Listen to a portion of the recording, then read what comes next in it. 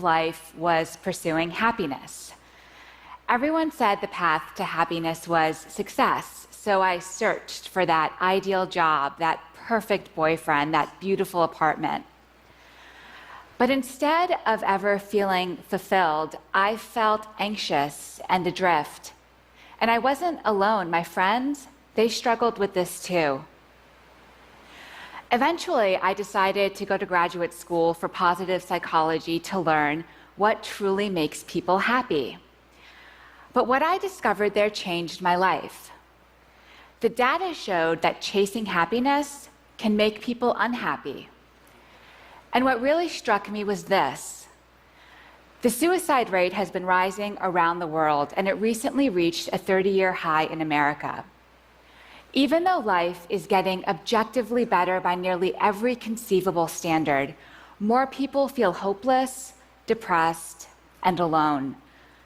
There's an emptiness gnawing away at people, and you don't have to be clinically depressed to feel it. Sooner or later, I think we all wonder, is this all there is?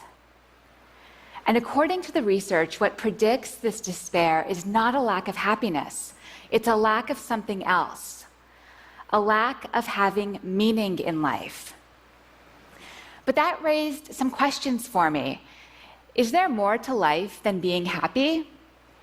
And what's the difference between being happy and having meaning in life?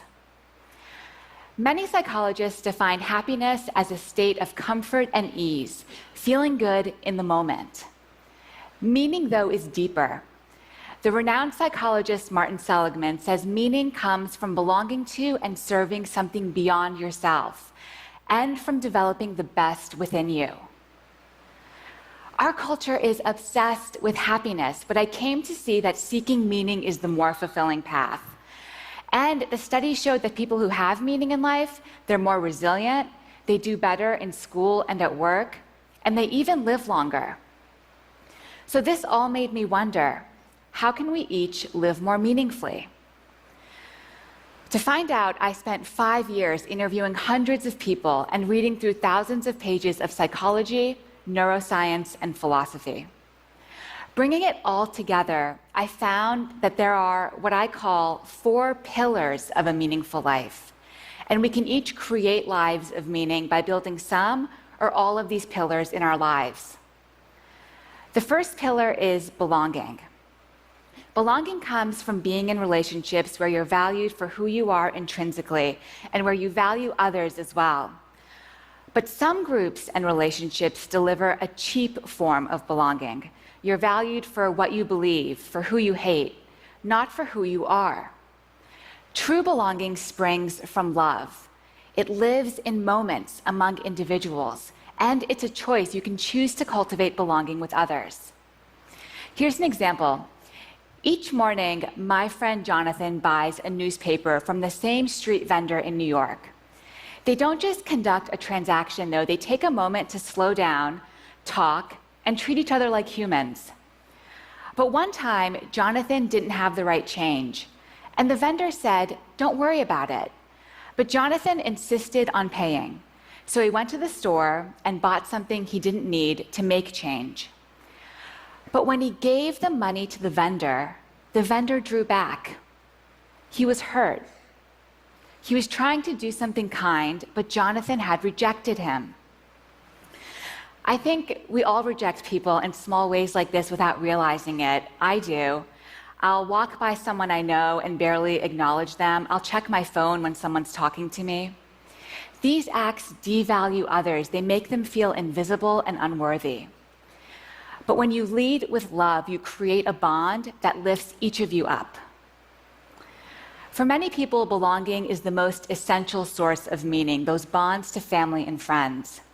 For others, the key to meaning is the second pillar, purpose. Now, finding your purpose is not the same thing as finding that job that makes you happy. Purpose is less about what you want than about what you give. A hospital custodian told me her purpose is healing sick people. Many parents tell me, my purpose is raising my children. The key to purpose is using your strengths to serve others. Of course, for many of us, that happens through work. That's how we contribute and feel needed.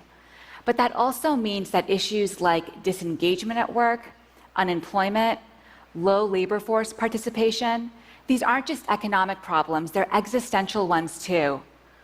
Without something worthwhile to do, people flounder. Of course, you don't have to find purpose at work, but purpose gives you something to live for, some why that drives you forward. The third pillar of meaning is also about stepping beyond yourself, but in a completely different way. Transcendence. Transcendent states are those rare moments when you're lifted above the hustle and bustle of daily life. Your sense of self fades away and you feel connected to a higher reality. For one person I talked to, transcendence came from seeing art. For another person, it was at church. For me, I'm a writer, and it happens through writing.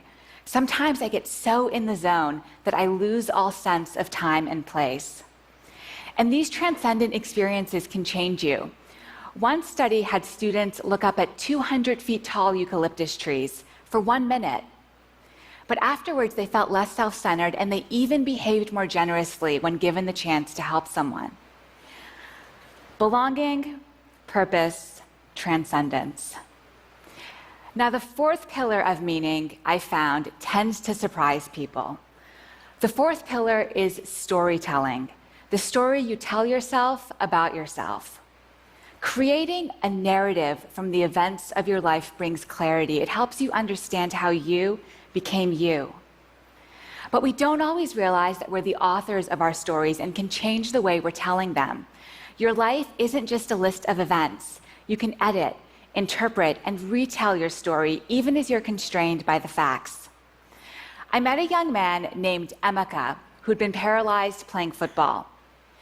After his injury, Emeka told himself, "My life was great playing football, but now, look at me." People who tell stories like this, "My life was good, now it's bad," they tend to be more anxious and depressed. And that was Emeka for a while. But with time, he started to weave a different story. His new story was, "Before my injury, my life was purposeless. I partied a lot and was a pretty selfish guy. But my injury made me realize I could be a better man." That edit to his story changed Emeka's life. After telling the new story to himself, Emeka started mentoring kids, and he discovered what his purpose was: serving others. The psychologist Dan McAdams calls this a redemptive story, where the bad is redeemed by the good. People leading meaningful lives, he's found, they tend to tell stories about their lives defined by redemption, growth, and love. But what makes people change their stories?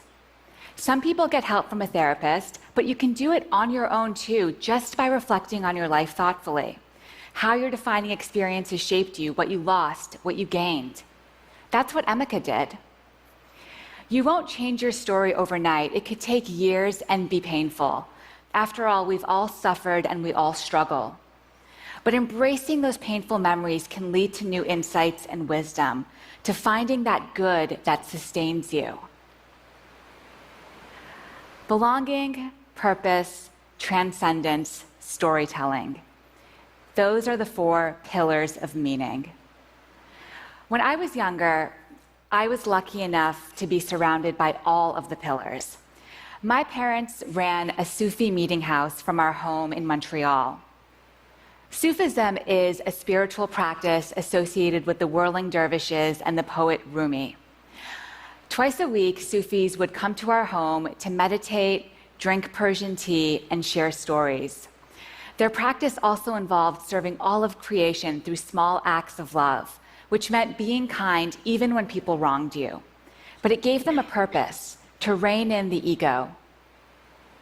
Eventually, I left home for college, and without the daily grounding of Sufism in my life, I felt unmoored, and I started searching for those things that make life worth living. That's what set me on this journey. Looking back, I now realize that the Sufi house had a real culture of meaning. The pillars were part of the architecture, and the presence of the pillars helped us all live more deeply.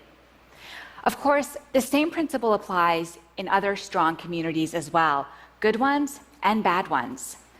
Gangs, cults, these are cultures of meaning that use the pillars and give people something to live and die for.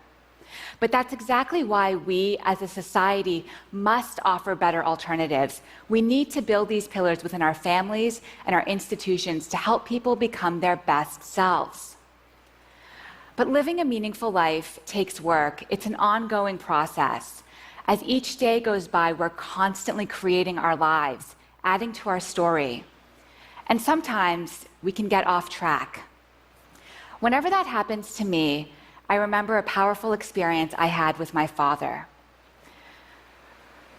Several months after I graduated from college, my dad had a massive heart attack that should have killed him.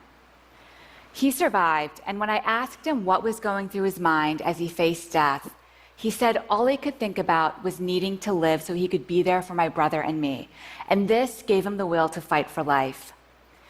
When he went under anesthesia for emergency surgery, instead of counting backwards from 10, he repeated our names like a mantra.